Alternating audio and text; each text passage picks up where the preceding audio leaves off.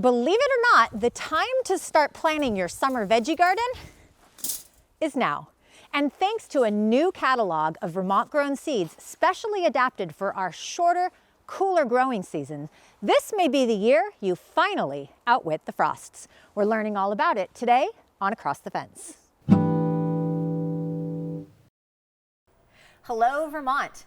Have you ever looked at the back of a seed packet and thought, 90 days to maturity? Well, here's hoping. My guest today has a solution, and it's not just about outwitting the weather and finally getting to enjoy a fully ripe watermelon. It's also about connecting Vermont gardeners to the stories behind their seeds.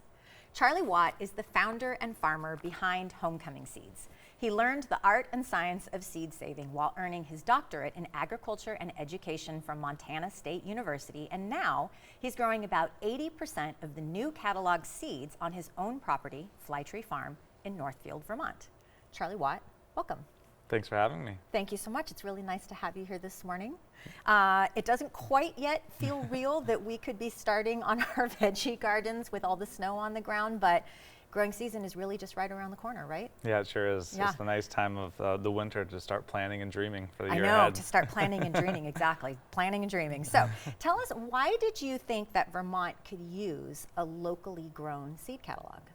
Yeah, well, great question. I think everywhere could use a locally grown seed company. Totally we fair. need more Yep. seed production in this world, but specifically in a place like Vermont, when you think about some of the constraints that we have in our growing season, so you're thinking about the shorter growing season, the colder temperatures, and maybe some of the humidity-related problems with diseases and pests.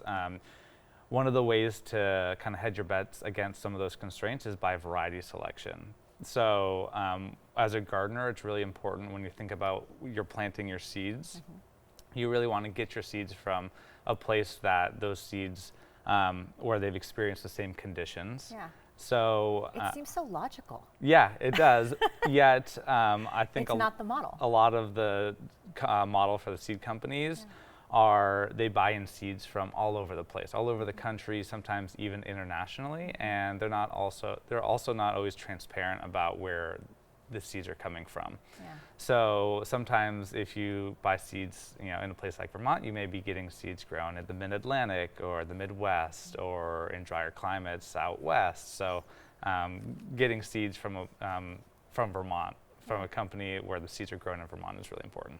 You know, what's funny about that is, like I said, it does seem so logical, and yet that isn't the way that this is traditionally operated. Is Homecoming Seeds really unique?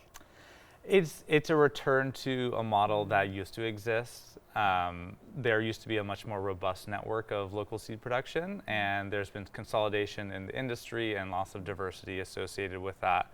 And then, thinking back farther enough, seeds didn't even used to be in the marketplace. There used to be a culture of sharing and seed keeping amongst farmers and neighbors that it didn't really need to worry about that. But, that was the way you got your seeds instead. Yes, but there is this kind of blossoming of more local regional seed companies coming up to kind of fill these gaps, and it's really important for resilience. So exactly. Okay. So your first seed offering was this year, but how long has Homecoming Seeds been in the works? Because I'm assuming this doesn't happen quickly. Surely. Yeah, so this has been a long time vision and dream of mine. It all started back when I was living in Montana and earning my PhD. I met an older gentleman who came up to me after I was giving a presentation on the tomato research I was doing. And he said, "Oh, it's nice to see a young person interested in tomatoes." And that was really the spark of a relationship that I formed with him. He wound up being kind of this legendary gardener in the valley, having the really productive early gardens, a very awesome tomato seed collection, and we just struck up this relationship where I would go to his house and hang out on a weekly basis. I would help him in the gardens. In the summertime, he was nearing 80 years old, and we'd talk about seeds and sort seeds in the wintertime. He had this memory where he could just pull off the stories of these different varieties and their origins and their history, and we would just spend hours talking. And then as it got time to think about my next step after grad school, I was really interested in starting my own farm. At that point, I was a certified seed keeper, really interested in seeds, and we We decided to move back to Vermont. My wife and I both have roots in the area, and so when we moved here, we were looking for a place to farm and start our family. We just had a daughter about a year ago, so that's been a joy too. But we landed in Northfield, Vermont, and did our first full grow out last year, 2025, in preparation for the catalog this year. So yeah, it's been a long time in the making. That's pretty fantastic. What's the seed yield? Like, how big is Fly Tree Farm, and how many seeds can you get out of that amount of acreage? Yeah, so it all really depends on the crop, the variety or the species of vegetable or plant that you're growing. So I planted about 1/4 of an acre, which isn't that much, but one of the beauties of seeds is that they're so abundant. Yeah, So, I'm thinking abundant and dense. and dense. Yeah. Yes, so it really depends. So if you think about like a tomato or a pepper, I would only need to plant, for my purposes, about 50 bed feet of that. And then for some of these lower yielders like beans, peas, or squash, I plant 100 feet or more. And the common model for seed keeping or seed companies in general is to grow an amount of seeds that lasts more than 1 year. Okay. Because the shelf life of seeds is really great if you store them in good conditions.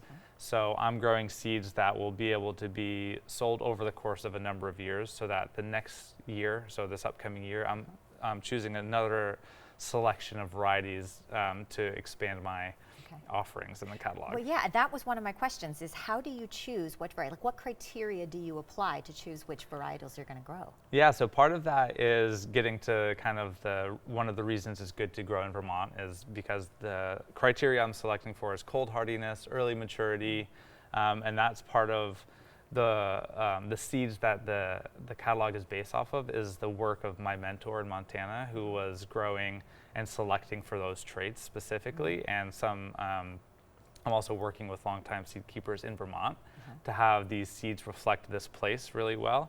And then one of the other really important criteria is flavor, right? Because Good. The cook in me is like, thank you for thinking about the flavor. Yes. absolutely. I think gardeners and farmers, and myself included in that, are like come into farming and gardening Because we want something tasty. Yes, because we love to eat. Yeah, we want to stand in the backyard and pluck that tomato right off of the vine and just go right to it. Yes, we love to cook. We love to share food with our family and friends, and that's really important to the seeds that we're offering, is that they're going to taste good too. And I said you grow about 80% of the seeds, and then you mentioned it a second ago. So you also have relationships with other seed growers or other farmers in Vermont. How are you managing those relationships?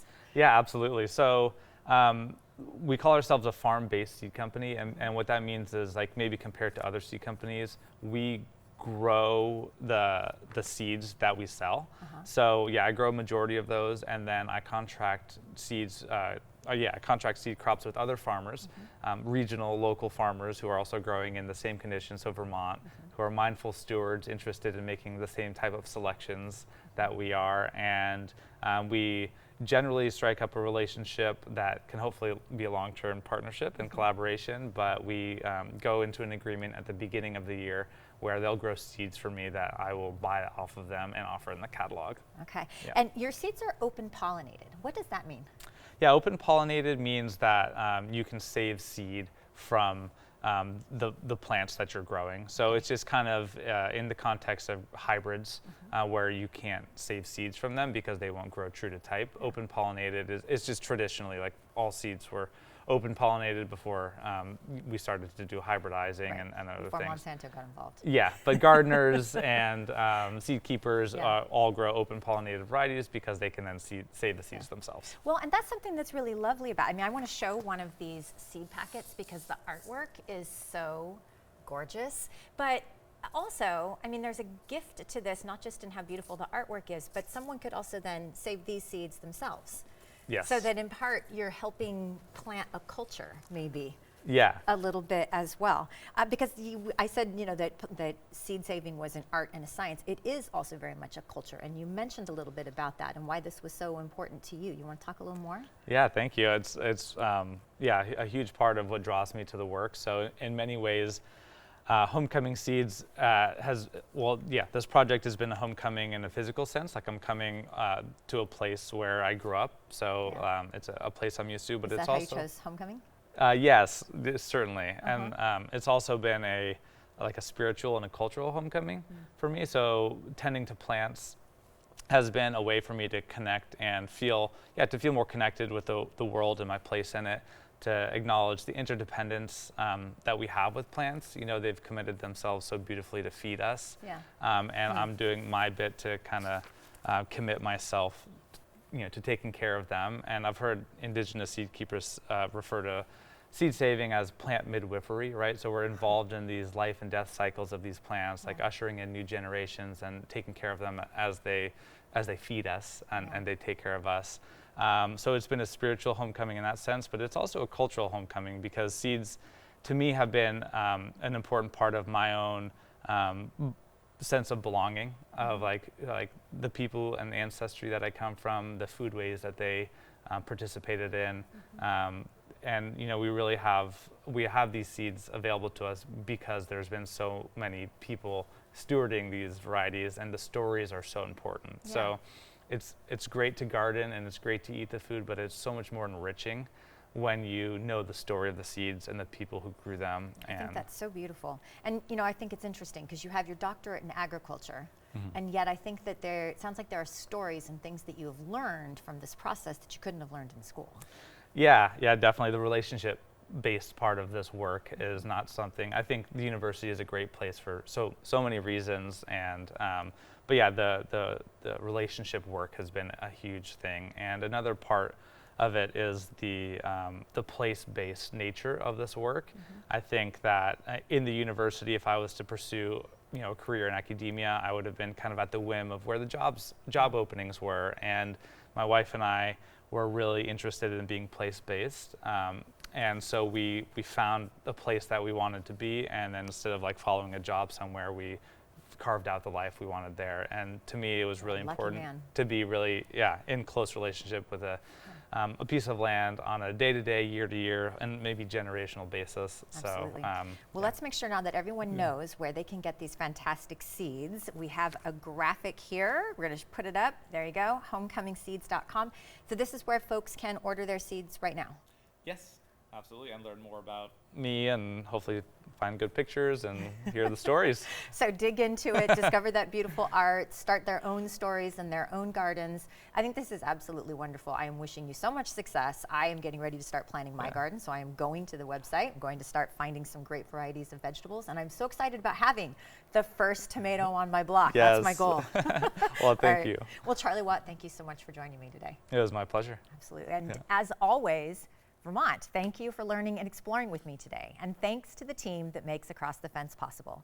I'm Amy Finley. This is Across the Fence. Come back and let's learn and explore again tomorrow.